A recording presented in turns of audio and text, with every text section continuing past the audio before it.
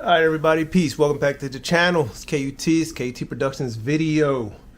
Well, I guess many of you know that this month of August, I think it was like August 10th or maybe August 11th, was hip hop's alleged birthday. It turned 52 years old, and I say alleged because some people say it is older. Some people say hip hop has been going on before that. That is just the date that they chose, 1973, August 11th.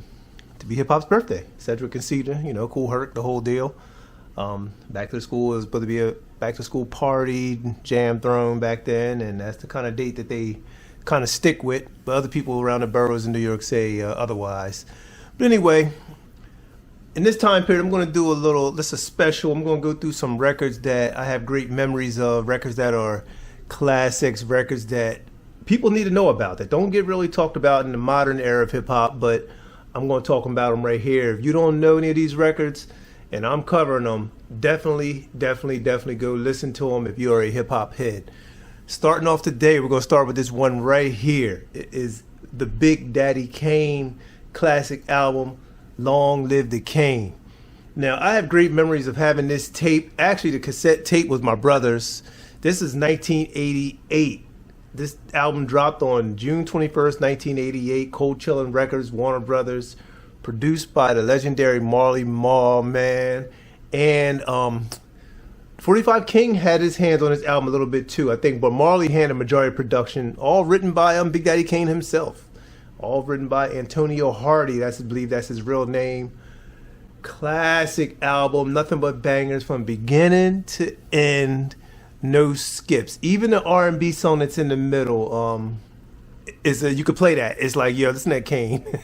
But it is a classic record. If you never heard this album, I highly suggest streaming it. Put the headphones on if you're working, put it in your car, do whatever. Just take your time and listen to this album. Even if you do know Kane and you know this album, go back and listen to it, and just listen to it with these 25 ears.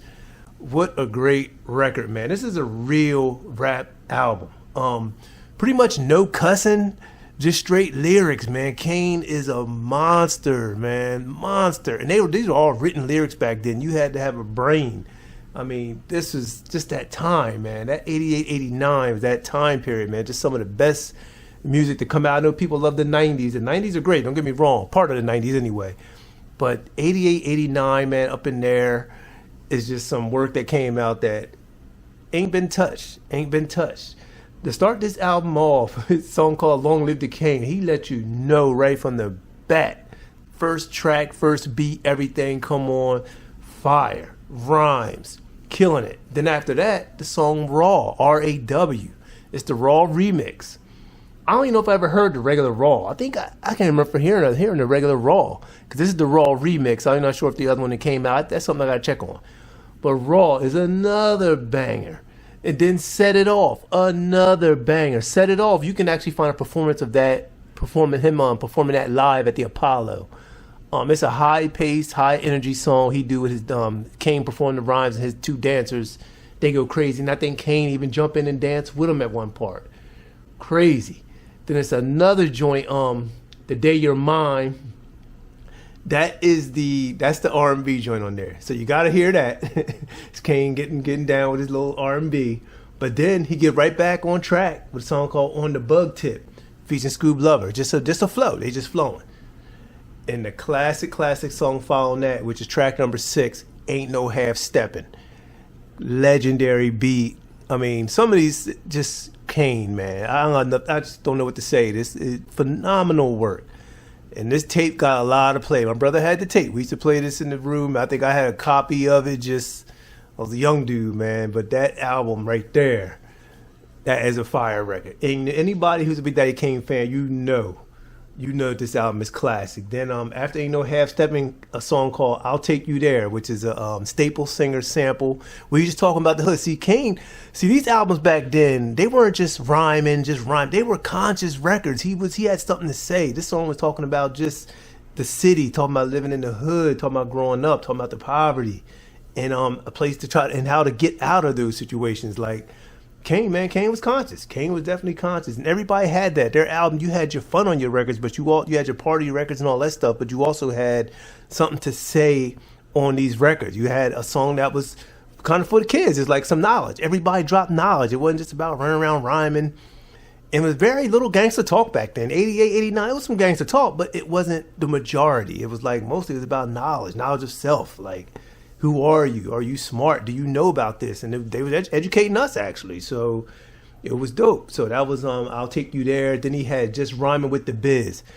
Kane and Biz Markie got down on that record. Another fire one. Then Mr. C got a Master Plan. This was like an ode to Mr. C.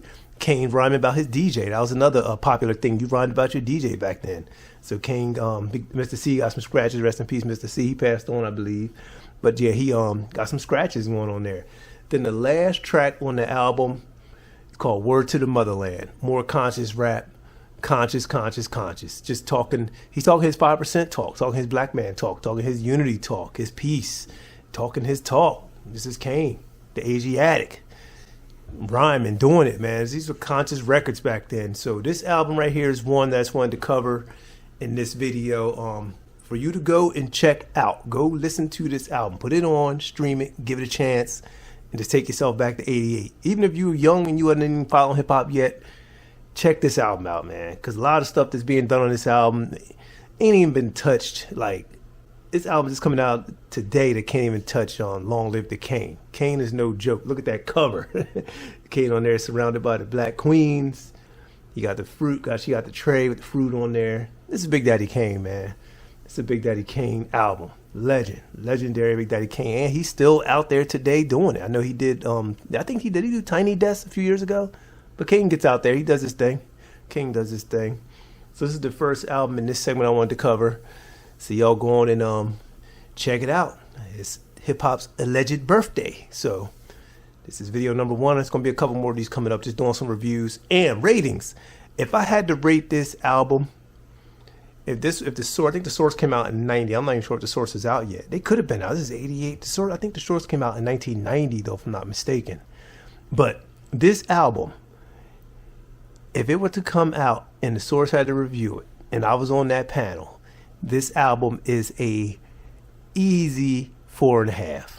5 is the most you can get. This is an easy 4.5, if not 5. When I listen to it, easy, high marks, production tight. Marley Marl producer, crazy samples, crazy drum breaks, just hip hop. This is the essence of hip hop. This is what hip hop is. So go check out Long Live the Kane by Big Daddy Kane. This is the first segment in this little series I'm gonna do, and I will catch y'all later. KT Productionz. Peace.